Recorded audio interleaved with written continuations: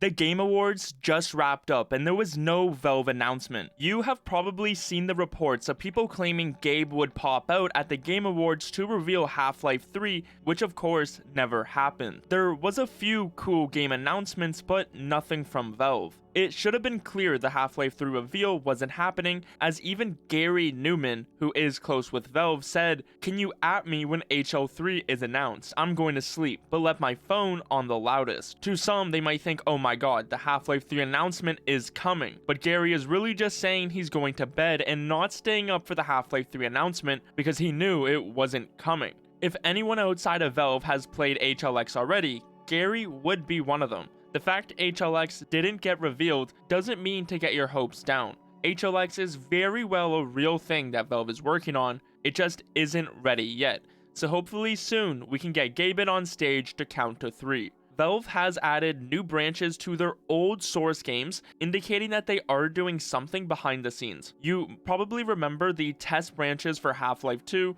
or even Half-Life 1 before their anniversary updates. But instead of these branches being called test, these ones are called frog. I'm not even joking. The games affected are Counter-Strike Source, Day of Defeat Source, and Half-Life 2 Deathmatch, as they each have their own frog branch. When looking at these changes, it started yesterday on December 12th, when Valve added new password protected depots with game builds that have never been public. Valve kept updating each of the frog branches throughout the day, so what exactly are they doing, as it's not like we are talking about Deadlock here.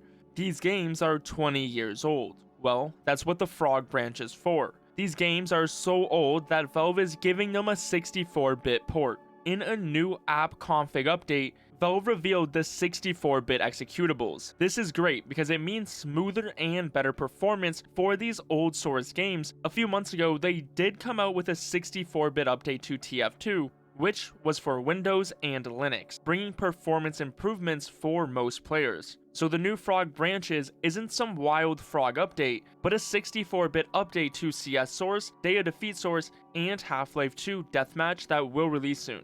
We only know about these games, more could be included or very well could come in a few months, similar to what happened with TF2. Talking about old source games, Left 4 Dead and Left 4 Dead 2 received a new set of updates last week that fixed some exploits used to crash remote servers, so hopefully this helps out some of the crashing until Valve has to come out with another set of updates in a few months. TF2 also just got updated with Swissmas 2024. It comes with a stuffed stocking, 6 community maps, the Winter 2024 case, and even a few balance changes. One of the maps, Overcast, has caught some people's attention over the fact that it included copyrighted content and seems to have stolen a bunch of other assets. Valve straight up added a map for you to watch a clip from The Thing, but after it started to get passed around, the copyrighted movie has now been cut from the live game. Swissmas 2024 will be ending on January 7th.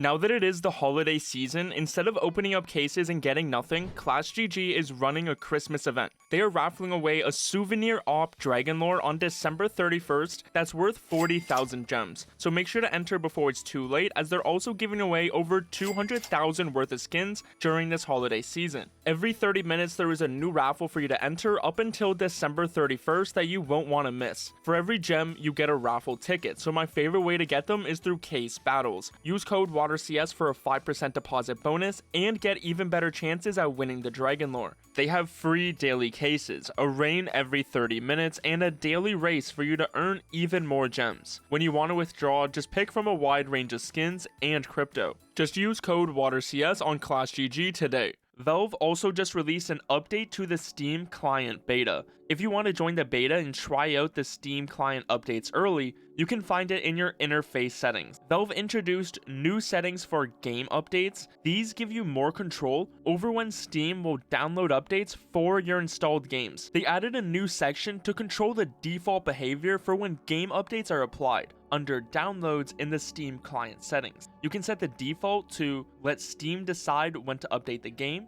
based on factors like when you last played the game or your bandwidth availability. Or you can even wait to update until the game is launched. You can then set exceptions for specific games and then easily view those exceptions. This of course adds on to all of the other settings Steam has already, But right at the end of their new blog post, they say, if there is a setting you would like to see and can't find, please let us know.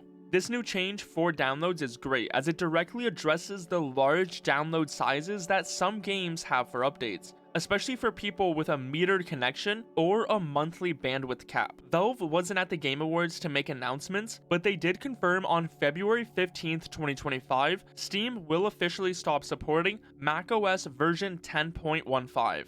Valve also just released refurbished Steam Deck OLEDs. Refurbished Steam Decks aren't a new concept, but before, Valve only offered refurbished LCD models. For the OLEDs, you can get the 500GB model for around $110 cheaper than a new one, and for the 1TB, it's $130 cheaper. So, now that we know the Steam Deck 2 will be a few years away, if you were looking to get your hands on one, there is some new options to save a few dollars. Valve also went out and added new VR icons to the SteamOS UI. From Brad Lynch, there is a new floor height and play space SVGs added into the SteamOS client and big picture mode. This wasn't it though, as Valve also added in a string for new compatibility.